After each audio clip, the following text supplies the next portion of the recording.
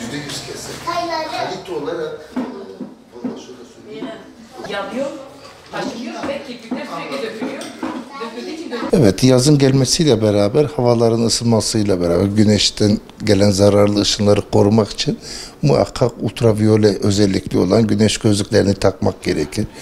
Yazın başlamasıyla talepler de iyice arttığı için özellikle kaçak gözlüklerden, sahte gözlüklerden korunmak için optik mağazalarında ultraviyole, UV400 özellikle güneş camlarını talep edilmesi daha iyi oluyor. Satış oranı daha da artıyor.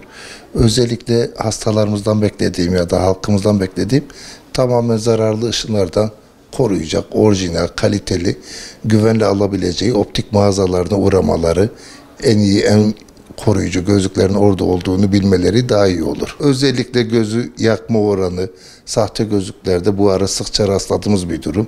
Korneaya bütün zararlı ışınları alan, gözü yakan aslında bu sahte ucuz gözlüklerden meydana gelmektedir. Tamamen optik mağazalarını tercih etmeli. Kaliteli gözlükleri, garantili, orijinal olanların bir tek orada olduğunu bilmeleri lazım. Özellikle yazın güneşin çıkmasıyla beraber fiyat olarak da gayet uygun. Hani beklediği gibi öyle çok yüksek bir meblağlar yok. Uygun ve orta kaliteyi uygun bir fiyata alabiliyorlar zaten. Geçen sene oranla %30-35 bir artış görüldü ama normal piyasaya göre gayet uygun şu anki fiyatlar. En ucuz şöyle diyelim 1000 TL'den başlıyor fiyatlar.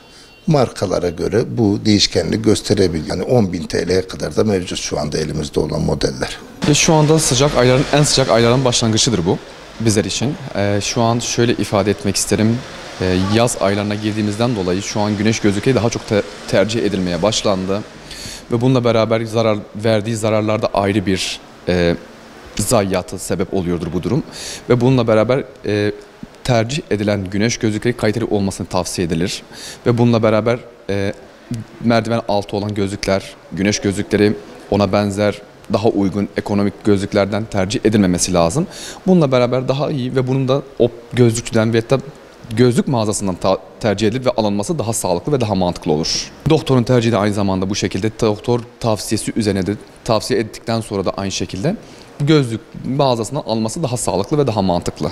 Günler uzun olduğundan dolayı güneşin de süresi daha yüksek oluyor bu durumda. Süresiyle beraber yüksek olduğundan dolayı bu kez de güneş bayağı rahatsız ettiği için bu kez güneş gözlüğünün daha çok tercih edilmesi kullanıcı için daha sağlıklı ve daha mantıklı. Sağlıklı gözlük almak için öncelikle gözlükçüden gözlük alınması lazım. Mağazanın kendisinden gözlük alınması lazım ve bununla beraber garanti belgesi verilmesi lazım ve kaliteli gözlükler alınması lazım. Şu anki güncel gözlük fiyatları minimum 1000 liradan başlıyor ve yukarıya doğru yükselir. Ekonomik gözlükler hani daha da uygunlar var ama onlar da çok tercih edilmiyordur. Onu söyleyeyim. Ama bunun için minimum fiyat aralığımız 1000 liradan başlar ve yukarıya doğru yükselir. Vatandaş ister istemez bu konuda biraz tedirgindir. Tedirginlikten ziyade hani bizim de artık mesleğimiz lükse girdiğinden dolayı biraz da alıcılar bu durumdan da biraz geri adım atmak zorunda kalıyor. Hani daha önce kullanmış olduğu bir gözlüğü varsa bu kez onu 3 yıl kullanmak zorunda kalıyor ve de 3 yıla ertelemek zorunda kalıyor. Bununla beraber biraz da bizlerin de işleri çok iyi değildir yani. Olumsuz etkileniyordur evet. Gözlük alınacaksa gözlükçüden alınması lazım, gözlük mağazasına alınması lazım ve doktorun tavsiyesi üzerine alınması lazım.